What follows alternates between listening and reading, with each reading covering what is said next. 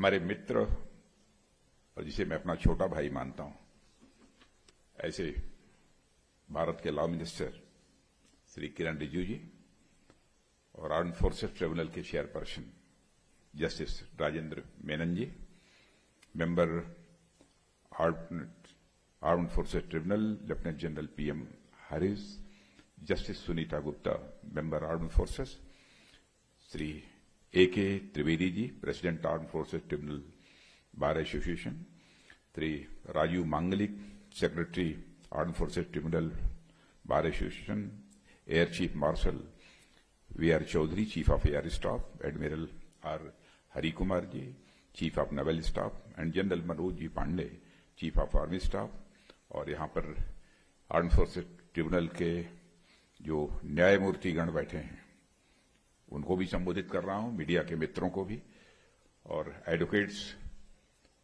उनको भी मैं संबोधित कर रहा हूं। वैसे तो कार्यक्रम के लिए मैंने अपनी कंसेंट दे दी थी, लेकिन वही मैं जस्टिस मेनन से भी चर्चा कर रहा था और किरण जी से भी।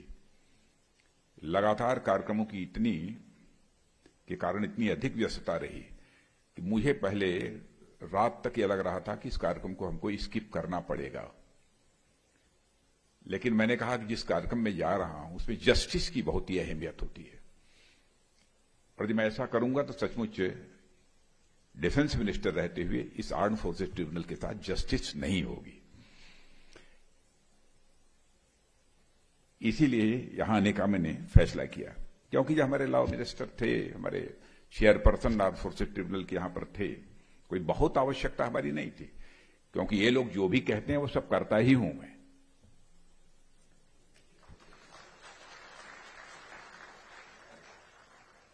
और जब मैं इसके टॉपिक को मैंने देखा, इंट्रोस्पेक्शन आर्म्ड फोर्सेस ट्रिब्यूनल, थोड़ी सी रुचि हमारी बढ़ी। इंट्रोस्पेक्शन की मनुष्य के जीवन में क्या अहमियत होती है यह बताने की कोई जरूरत नहीं है, लेकिन इंट्रोस्पेक्शन करते हुए भी हमको बचना चाहिए। प्रोबेबिलिटी ऑफ एरर बनी रहती है इंट्रोस्पेक्शन में भी। फिर इंट्रोस्पेक्शन करते समय भी हम सबको कासत रहने की जरूरत है, और इस इंट्रोस्पेक्शन करने के लिए आप लोगों ने यह सेमिनार आयोजित की है, इसके लिए मैं armed forces tribunal bar association को अपनी तरफ से मैं बधाई देना चाहता हूं, क्योंकि बहुत बड़ी बात है। भगवान बुद्ध ने भी कहा है अप दीपो भव, मानी अपना दीपक स्वयं बनो, और यही संदेश उन्होंने मानवता को भी दिया है। और हमारे यहां तो आत्मावलोकन, इंट्रोस्पेक्शन की बहुत ही एक पुरानी परंपरा चली आ रही है। कबीर जी का भी एक दोहा सुना होगा आपने, बुरा जो देखन मैं चला, बुरा न मिला कोई, बुरा जो दिल खोजे अपना, मुझसे बुरा न कोई। यही इंट्रोस्पेक्शन है। तो हमारे देश के ऋषियों और मनीषियों ने भी बहुत पहले से इन सब सारी चीजों पर विचार किया है, और क्या करना चाहिए व्यक्ति को, क्या करना चाहिए समाज को, इसके संबंध में उन्होंने अपने व्यूज भी दिए हैं। इसी तरह महात्मा गांधी भी कहा करते थे, if you could change ourselves the tendencies in the world would also change. यह महात्मा गांधी ने भी कहा। तो वह भी अपने अंदर झांकने और अपने कर्तव्यों के प्रति उन्मुख होने अथवा इंट्रोस्पेक्शन की ही बात करते हैं। और जब आज हम अमृत काल में प्रवेश कर रहे हैं, और आपने लाल किले के प्राचीर से हमारे प्रधानमंत्री के भी भाषण को सुना होगा, उन्होंने 5 प्रण लेने की बात कही है। विकसित भारत, दास मानसिकता से मुक्ति, अपनी विरासत पर गर्व, एकता के प्रण के फाउंडेशन में देशवासियों से कर्तव्य परायणता की भी वो बात करते हैं। कर्तव्य परायणता का जहां तक प्रश्न है, दरअसल हमारे अंदर ही का ही यह एक गुण है, और इसे हम तभी अपने जीवन में उतार सकते हैं जब हम अपने कर्तव्यों को समझ सकेंगे, और इसे समझने के लिए हमें अपने अंदर झांकना होगा, यानी इंट्रोस्पेक्ट करना होगा। इसे ही आत्मावलोकन कहते हैं। ऐसे में आप सभी ने जब इंट्रोस्पेक्शन विषय पर आज का सेमिनार रखा तो मैं कह सकता हूं कि आप सब ने भी एक संकल्प लिया है कि भविष्य में आप अपने स्तर पर आर्म्ड फोर्सेस ट्रिब्यूनल को और अधिक इफेक्टिव और रेस्पॉन्सिव बनाएंगे। यह आपने संकल्प लिया है। शायद इसीलिए introspection of the armed forces tribunal पर सेमिनार यहां रखा है और यह सेमिनार इसी संकल्प की एक अभिव्यक्ति है, ऐसा भी मानता हूं। मुझे याद है कि जब मैं पढ़ता था और उसके बाद जब थोड़ा सा टीचर वगैरह बनने के बाद भी जब कहीं भी सेमिनार और सिंपोजियम होता था तो स्वाभाविक रूप से हमारी रुचि रहती थी सुनने की और नोट बनाने की। मैं वहां पर पहुंच जाया करता था, हमारी रुचि रही है। इसलिए सेमिनार, ये इंट्रोस्पेक्शन इस नाम से ही इसी कारण मैं आ गया। और साथियों, जब जब भी न्याय व्यवस्था की बात होती है पहली बात हमारे मन में यही आती है कि जुडिशरी हमारी डेमोक्रेसी की एक स्ट्रांग पिलर है और यह बहुत ही महत्वपूर्ण बात है। पर जुडिशरी का पिलर कौन है, बल्कि मैं कहूंगा कि जुडिशरी का फाउंडेशन क्या है, इस पर आमतौर पर कम ही चर्चा होती है। जुडिशरी के फाउंडेशन है हमारे कोर्ट के अफसर्स यानी बार यानी आप सब, और यह हमारी लॉयर कम्युनिटी ही है जिसके चलते छोटे से छोटे और बड़े से बड़े, अमीर, गरीब, शहरी, ग्रामीण यानी समस्त देशवासियों का हमारी न्याय व्यवस्था के प्रति भरोसा यह बना हुआ है। अनेक बार होता है कि विवाद में एक भाई दूसरे भाई पर भरोसा नहीं करता है, अपने सगे संबंधियों पर भरोसा नहीं करता है, पर लॉयर और कोर्ट पर पूरा भरोसा करता है, क्योंकि उसे यह मालूम होता है कि लॉयर और कोर्ट बिना किसी बायस के और पार्शियलिटी के उसको न्याय दिलाएंगे, इसीलिए वह भरोसा करता है।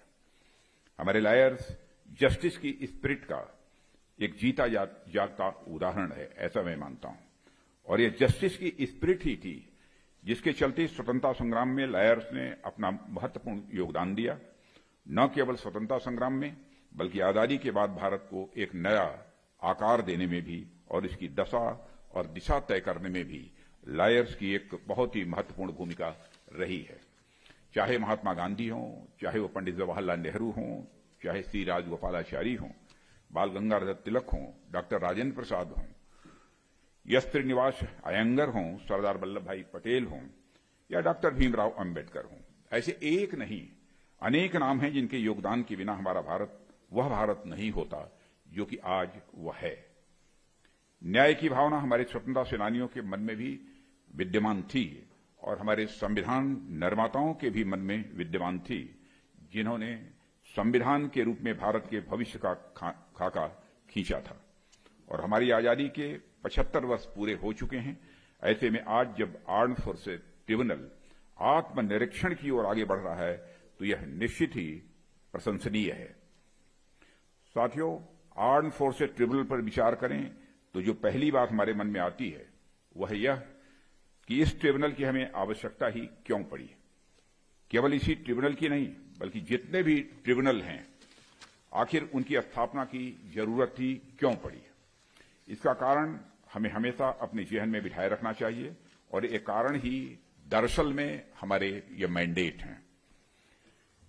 हम सभी जानते हैं कि हमारे कोर्ट्स में लगातार केसेस बढ़ते जा रहे हैं, जैसा कि हमारे इस आर्म्ड फोर्सेस ट्रिब्यूनल के चेयरपर्सन ने भी कहा और हमारे लॉ मिनिस्टर ने भी कहा। न केवल ये बढ़ते जा रहे हैं बल्कि केसेस अलग अलग डोमेन से होते हैं, उनमें डाइवर्सिटी होती है और इस डाइवर्सिटी के चलते केसेस का डिस्पोजल काफी टाइम कंज्यूमिंग भी हो जाता है।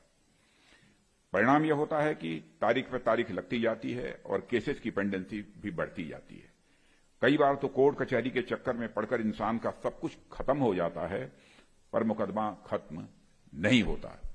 लेकिन आर्म्ड फोर्सेस ट्रिब्यूनल में संभवतः उतनी वैसी बहुत स्थिति नहीं होगी, लेकिन फिर भी समय तो कुछ न कुछ कभी कभी कुछ केसेज में लग ही जाता है।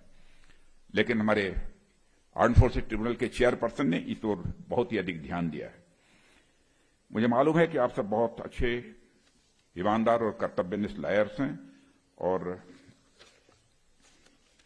हमारे एक मित्र, एक मैं घटना की चर्चा करना चाहता हूं, बताते हैं कि एक वकील साहब ऐसे थे जिनकी चर्चा वैसे वकील साहबान के बारे में बहुत ज्यादा इधर होती है, बहुत खींच खींच कर अपना ऐसे ही मुकदमे की तारीख जो है आगे बढ़ाया करते थे। मुकदमा स्वाभाविक है, खत्म नहीं होगा तो आमदनी बढ़ती ही है, यह भी सच्चाई है। और जब उनकी अवस्था बहुत अधिक हो गई तो लंबे से समय से चला रहा हुआ मुकदमा उन्होंने सनिल्लाह को, अपने दामाद को हैंडओवर कर दिया कि भाई अब तुम देखो इसको। महीने भर के बाद दामाद जी भी खुशी खुशी आए और सूचना दी कि पिताजी, जो केस लड़ने की जिम्मेदारी आपने हमारे कंधों पर दी थी उसका निपटारा हमने कर दिया। वकील साहब अपने दामाद पर बेहद नाराज हो गए कि तुमसे बड़ा बेवकूफ कौन होगा। बोले कि मूर्ख, इस मुकदमे के दम पर दादा हमारी पूरी जिंदगी गुजर गई और तुमने ये मुसीबत कर दी, तुरंत मामले का निस्तारण करा दिया। भगवान ही तुम्हारा मालिक है। वैसे यह कहानी शायद लोगों के मनोरंजन के लिए ही बनी होगी अथवा लोग चर्चा करते हैं, मैं ऐसा मानता हूं। पर वास्तविकता यह है कि हमारी वकील बिरादरी की निष्ठा और उस पर उनके जुडिशियस नेचर पर मैं कोई क्वेश्चन मार्क नहीं लगाना चाहता हूं। लोगों में जुडिशरी के प्रति भरोसा अगर बरकरार है तो उसके पीछे लॉयर कम्युनिटी का भी एक मेजर कंट्रीब्यूशन है, इसे नकारा नहीं जा सकता। हालांकि यह भी सही है कि कभी संसाधनों के अभाव में तो कभी प्रोसीजरल डिलेज के चलते काफी बड़ी संख्या में केसेस का भी निस्तारण नहीं हो पाता है। यह भी सच्चाई है, इसे भी हमको मानना पड़ेगा।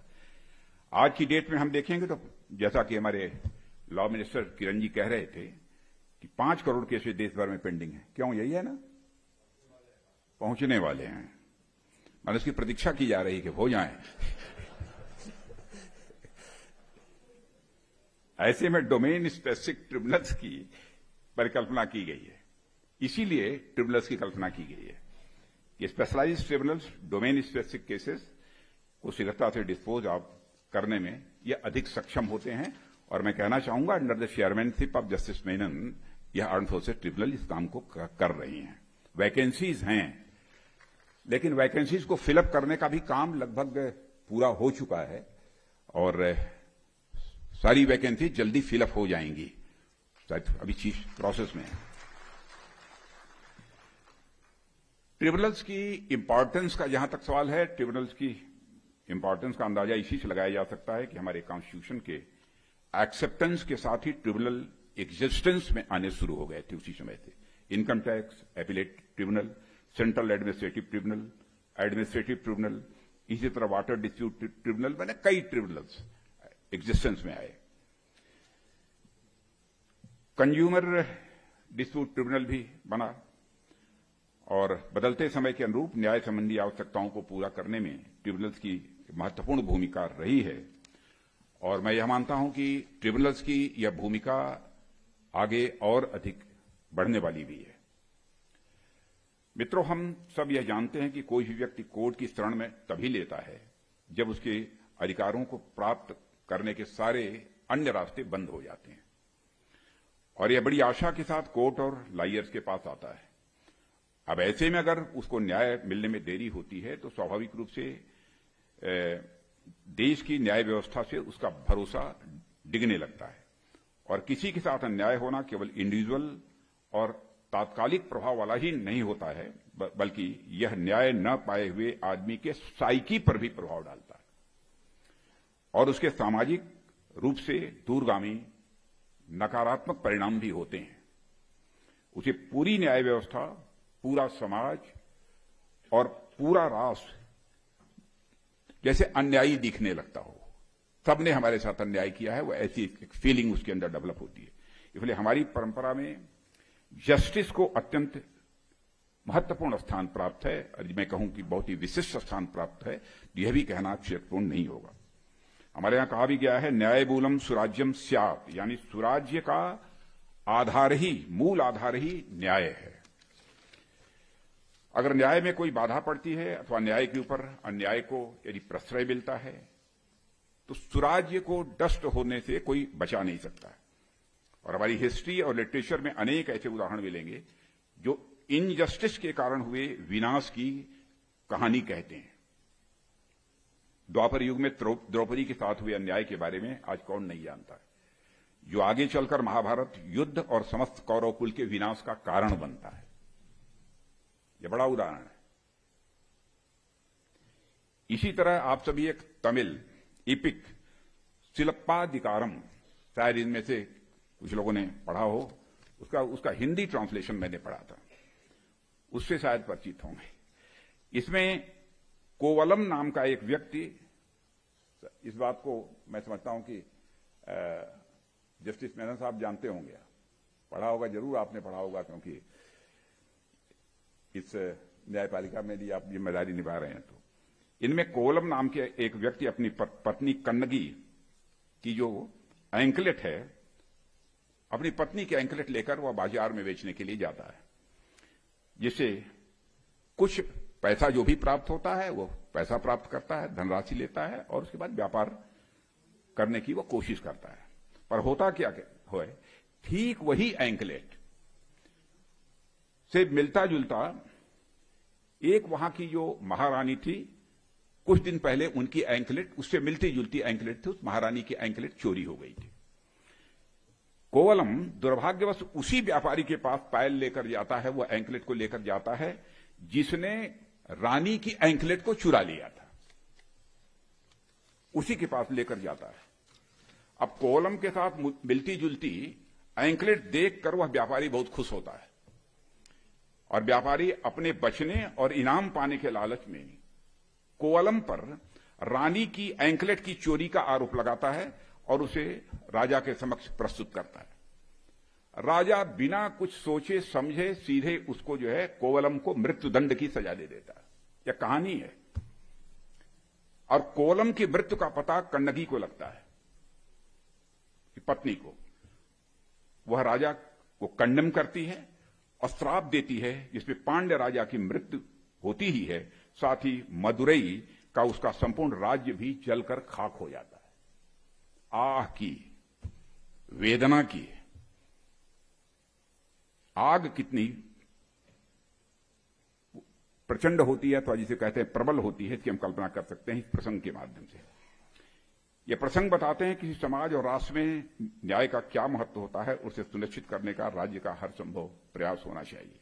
यूनाइटेड नेशंस का universal declaration of human rights भी हर एक व्यक्ति के न्यायिक अधिकारियों की बात करते हुए कहता है कि everyone is entitled in full equality to a fair and public hearing by an independent and impartial tribunal in the determination of his rights and obligations and of any criminal charge against him। यह उल्लेखनीय है कि हमारे tribunals इसमें अपनी महत्वपूर्ण भूमिका का निर्वाह कर रहे हैं। साथियों, हमें यह ध्यान रखना चाहिए कि दुनिया के कुछ ही देश ऐसे हैं जहां उनकी आर्म्ड फोर्सेस के लिए एक डेडिकेटेड ट्रिब्यूनल है। सभी जगह ऐसा नहीं है। यह हमारे लिए बहुत ही गर्व की बात है कि हमारे पास न केवल एक ऐसा ट्रिब्यूनल है, बल्कि पीछे मुड़कर देखें तो हम पाएंगे कि भारत ने इस इनिशिएटिव के साथ एक अच्छा प्रदर्शन किया है, अच्छी तरह परफॉर्म भी किया है।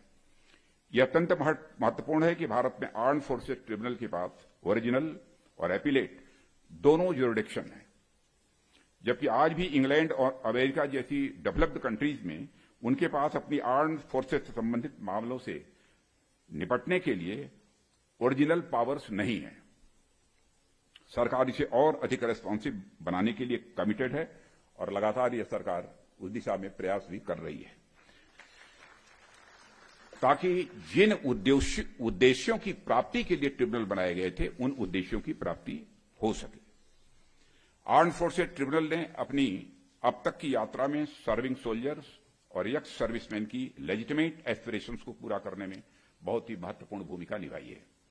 आर्म्ड फोर्सेस ट्रिब्यूनल ग्रीवेंसेस के रिड्रेसल के लिए एक इंपॉर्टेंट फोरम है और एडवोकेट्स, जैसा कि मैंने पहले कहा कि हमारी आर्म्ड फोर्सेस पर्सनल और एक्स सर्विसमैन और उनकी फैमिलीज को न्याय प्रदान करने में बहुत ही महत्वपूर्ण भूमिका निभाते हैं।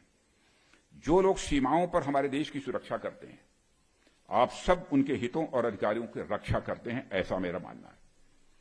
और यह दिखाता है कि एडवोकेसी केवल एक प्रोफेशन ही नहीं है, यह समाज और राष्ट्र के प्रति हमारा एक उत्तरदायित्व भी है, जिसका निर्वहन यह बार एसोसिएशन भली भांत कर रहा है। इसलिए बार एसोसिएशन को भी अपनी तरफ से मैं बधाई देता हूं।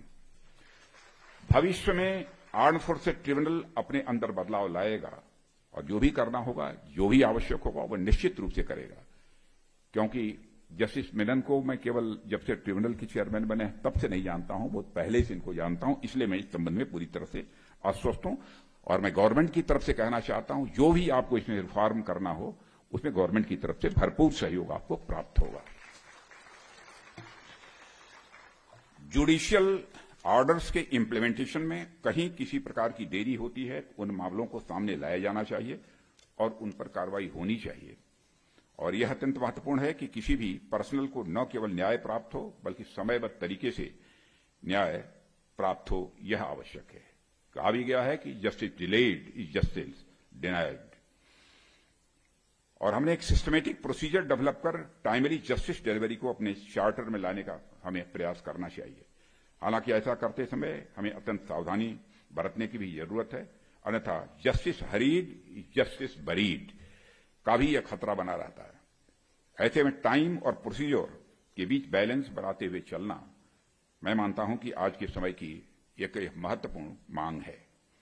जस्टिस की टाइमली डिलीवरी न केवल आर्म्ड फोर्सेस ट्रिब्यूनल पर बोझ कम करेगी, बल्कि इसके प्रति उन सैनिकों में विश्वास जगाएगी जिन पर यह पूरा का पूरा राष्ट्र पूरी तरह से विश्वास करता है। आप सबने बहुत ही महत्वपूर्ण विषय पर आज यहां पर ये सेमिनार जो आयोजित की है, इसके लिए मैं आप सबको अपनी तरफ से मैं पुनः बधाई देना चाहता हूं, पूरे बार एसोसिएशन को। और इस अवसर पर इससे ज्यादा कुछ न कहते हुए इस सेमिनार की सफलता के लिए आप सबको शुभकामनाएं देते हुए यहीं पर अपना निवेदन समाप्त करता हूं।